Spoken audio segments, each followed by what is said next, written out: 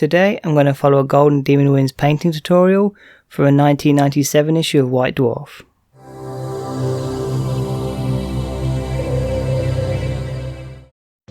In White Dwarf issue 211, Matt Parks wrote a guide to painting skeletons. It always stood out as an article and I wanted to follow it, but I never really got round to it. Now 22 years after its publishing, it's time to crack open the old magazine and give it a go. Some of the paints need to be substituted.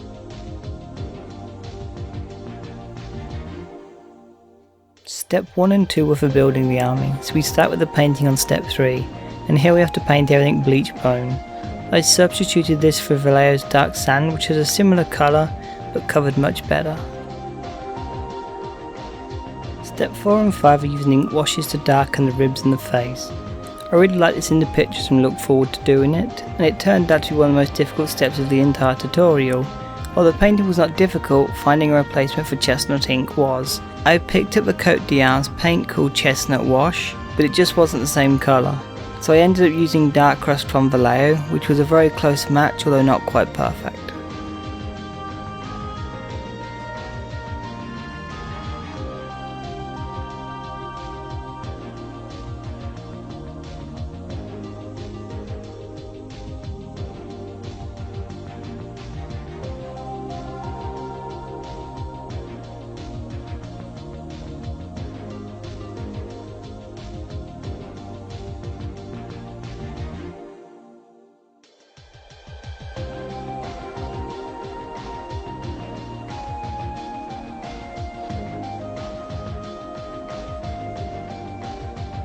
Steps 6 to 8 involve dry brushing dark sand and white over the skeleton, and this is where using Warlord game skeletons become a bit of an issue. They are very thin and a bit fragile, so you've got to be delicate with them when you're dry brushing them.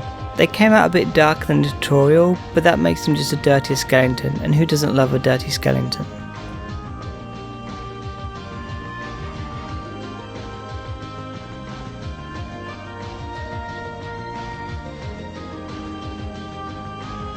Step 9 to 18 was painting the weapons and adding some brown wash as a rust effect. This step was really easy and pulled the model together. Bone and black make a great combination, and rusty weapons really gave the skeleton some personality. In a few places the ink did pull, but since these were speed painted not for display purposes, I didn't really mind this.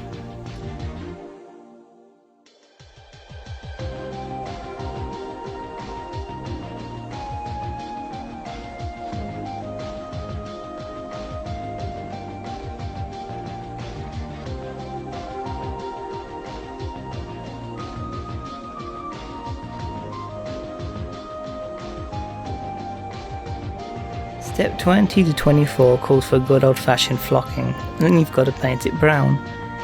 I don't know why you wouldn't just use sand, but this is Games Workshop and at the time they didn't sell sand, but they did sell flock.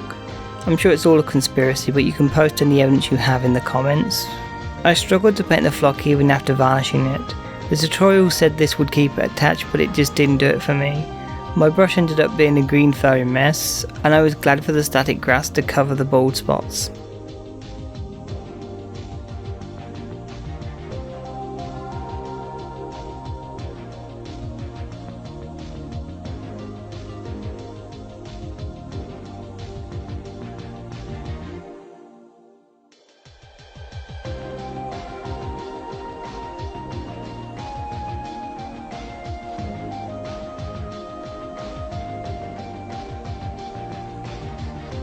Step 25 is a glorious moment where you whip out your goblin green to rim the edges of the bases. I used Sit Green for this because I didn't fancy painting 5 layers of light green though. It's darker, but it covered in 2 coats, and it looked just as good.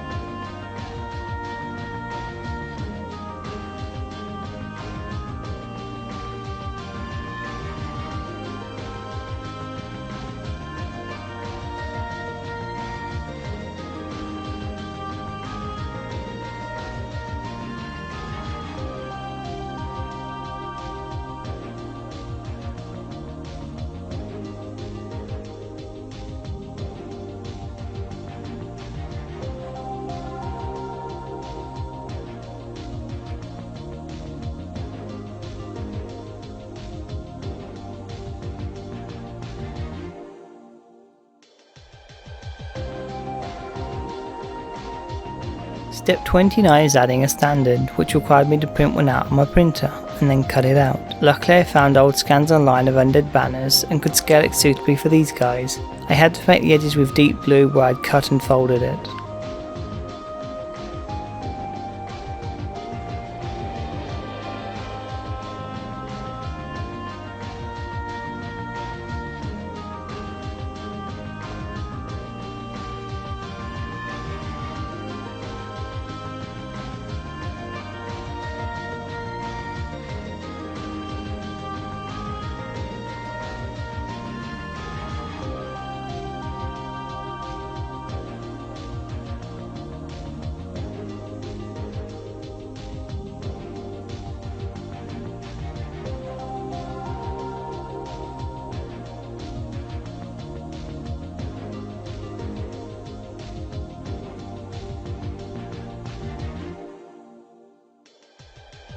Step 26 to 28 was adding static grass and then dry brushing it with bleached bone. At this point in time static grass was rare and was only just starting to appear on bases, but I was really glad to have it in the tutorial because it covered up for the areas the flock came off the base.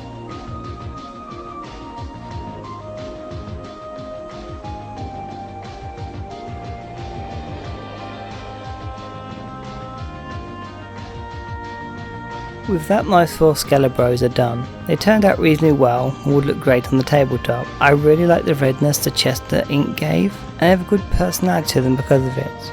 The tutorial is way ahead of its time and holds up pretty well outside of the flock. I would give it a solid 8 out of 10, and if you have any old tutorials you'd like to see me try, leave a comment down below and I'll try my best to track them down. There's also a coffee link in the video description if you'd like to help support the channel, and any donations are gratefully appreciated. Thank you for watching.